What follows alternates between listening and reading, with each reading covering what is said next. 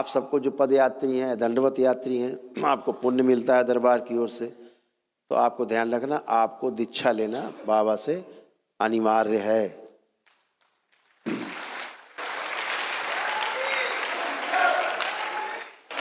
और तीसरी पूर्णिमा क्रॉस ना होने पाए, ये ध्यान रखो, नहीं तो हवन के पुण्य दरबार में जमा हो जाते हैं।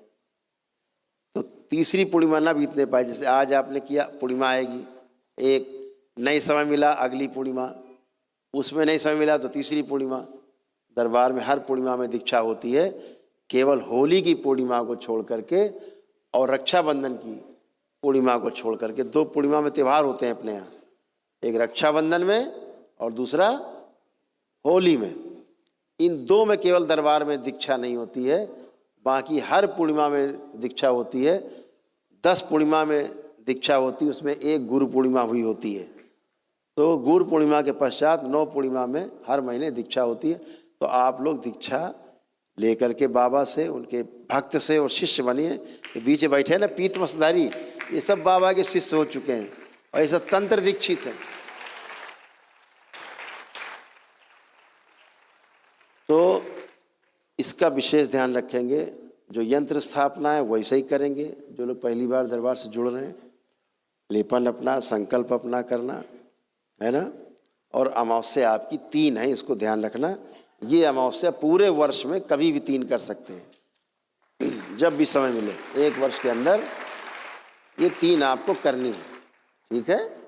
इससे रुद्राभिषेक के लिए बोला जाता है। दरबार में नहीं कर पाओ, वर्ष में अपना एक बार कर लिया, एक रुद्राभिषेक अपने घर में ही, ब्राह्मण देवताओं को बुलाया, अपने घर में कर लिया, हो गया।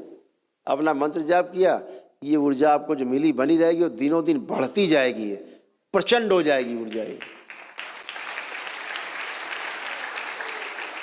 इस बात का विशेष ध्यान रखना है।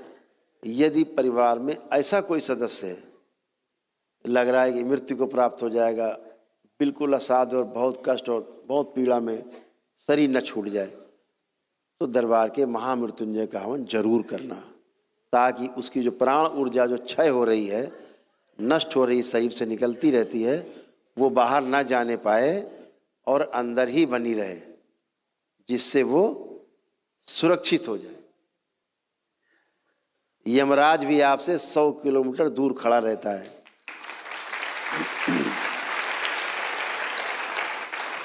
और जब आप महामृत्युंजय का हवन करते हो दरबार का, तो केवल आप ही के लिए नहीं होता कि या कोई परिवार के सदस्य के लिए, पूरे परिवार को उसका कवच मिलता है। अगर 10 लोग हो तो 10 को कवच मिलता है महामृत्युंजय का, जो आप सभी के समय पे काम आता है।